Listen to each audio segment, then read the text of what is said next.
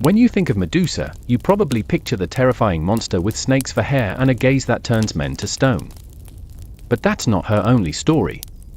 In fact, the version of Medusa as a monster punished for a crime committed against her is a later, Roman retelling.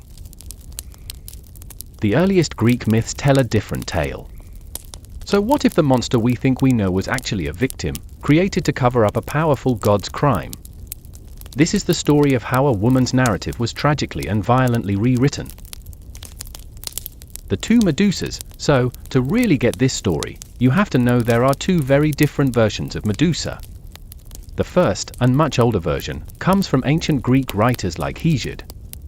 In his telling, Medusa was simply born a monster. She was one of three sisters, the Gorgons, who were terrifying creatures with snake hair and a deadly gaze. In this original myth, she's a primordial beast, and that's that. There's no tragic backstory. But hundreds of years later, the Roman poet Ovid picked up her story and gave it a dramatic and much more famous makeover in his book, Metamorphoses. It's Ovid's version that gives us the tragic victim. This is the story of a mortal woman of breathtaking beauty. Her greatest feature was said to be her glorious, flowing hair. But she wasn't just beautiful, she was a devout priestess who dedicated her life to Athena, the virgin goddess of wisdom and war. By serving in Athena's temple, Medusa took a vow of celibacy, a promise of purity to honor her goddess. She was respected, admired, and innocent, living a life of quiet devotion, totally unaware that her beauty would lead to her utter destruction. The divine crime, in Ovid's telling, Medusa's beauty caught the eye of Poseidon, the god of the sea.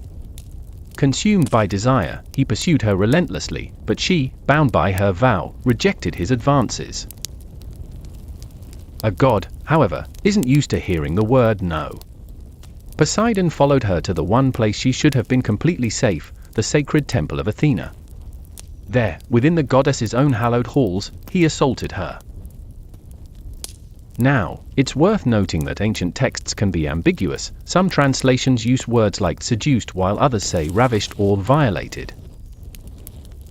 But the way Ovid describes the event, as a violent desecration of a sacred temple against a priestess sworn to celibacy, has led most modern readings to interpret this as a brutal crime, not a consensual affair. Medusa was now a victim, not just of a god's entitlement, but of a system where mortal consent was often treated as irrelevant.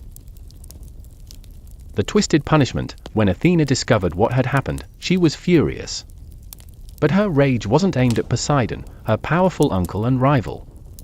He was a god, and challenging him was a confrontation she wasn't willing to risk. And so, in a chilling act of injustice, Athena turned her wrath on the victim. She punished Medusa. Blaming the mortal priestess for the defilement of her temple, Athena unleashed a horrific transformation. Medusa's beautiful hair, the very feature that had attracted Poseidon, was twisted into a writhing nest of venomous snakes. Her face became so terrible that any living thing that met her gaze would be instantly turned to stone. Her beauty and her humanity were erased, and she was turned into a creature of pure terror, a Gorgon. With this curse, Athena effectively silenced Medusa. She could no longer tell her story or cry out for justice. Modern interpretations have questioned Athena's motives. Was this punishment a twisted, horrifying form of protection, meant to ensure no man could ever harm her again? It's a dark thought, a safety that requires the total destruction of the victim's identity.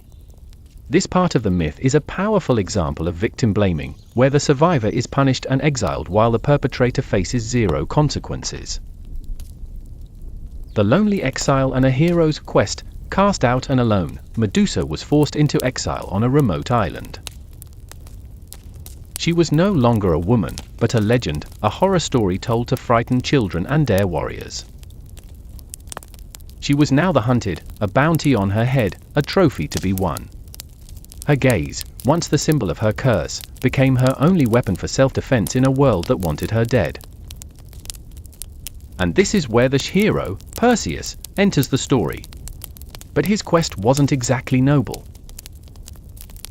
He was manipulated by a corrupt king named Polydectes, who wanted Perseus out of the picture so he could force Perseus's mother, Danae, to marry him.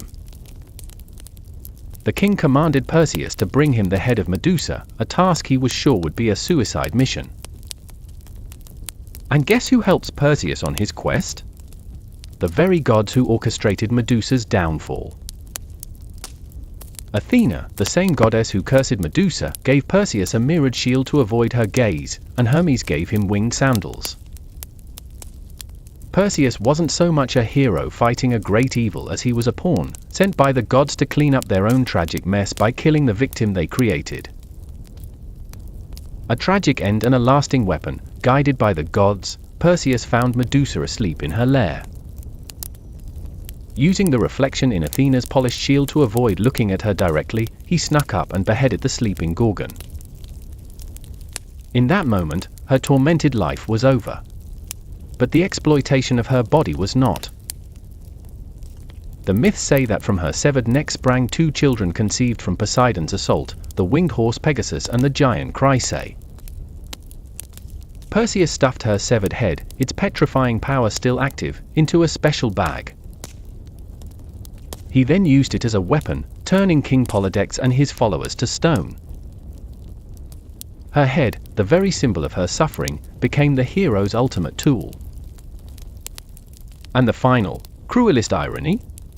Perseus gave Medusa's head to Athena.